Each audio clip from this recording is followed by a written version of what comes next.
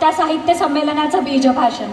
आणि अर्थातच महात्मा फुले विद्यानिकेतन संस्था पुणे, समाज सुधारक कैलासवासी सौ शैलाताई रतनमाळी स्मारक समिती पुणे, बचपन वर्ल्ड फोरम पुणे या 3 संस्थांच्या त्रयींच्या माध्यमाने होत असलेलं दुसरं सत्यशोधक बालकुमार मराठी साहित्य संमेलन.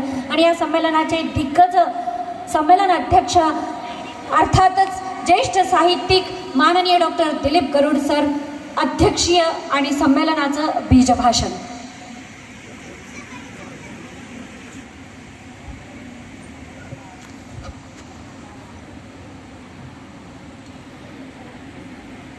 महात्मा फुले विद्यानिकेतन संस्था पुणे, समाज सुधारक कैलासवासी सौभाग्यवती शैलाताई रतनमाळी स्मारक समिती पुणे आणि बचपन वर्ल्ड फोरम पुणे या 3 संस्थांच्या वतीने एकत्रितपणे हे जे दुसरं संमेलन आयोजित केलेलं आहे, या संमेलनासाठी व्यासपीठावर स्मिताताई रवींद्र वाघ, त्यांचे वडील आदरणीय रतन नथू माळी सर,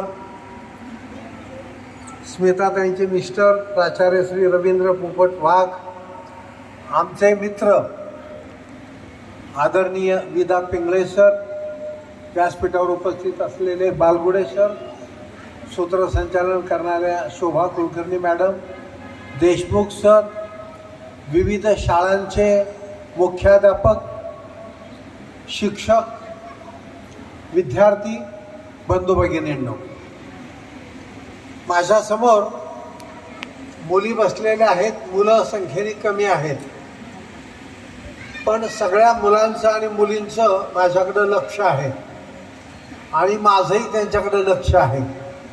कारण मी हायस्कूलमध्ये शिक्षक होतो.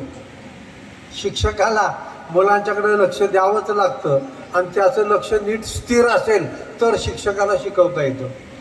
शिक्षक स्थिरच राहणार आहेत, मनपूर्वक ऐकणारच आहेत, आपापसात बोलणारच नाही, माझा प्रत्येक शब्द झेलणार आहे याची मला खात्री आहे.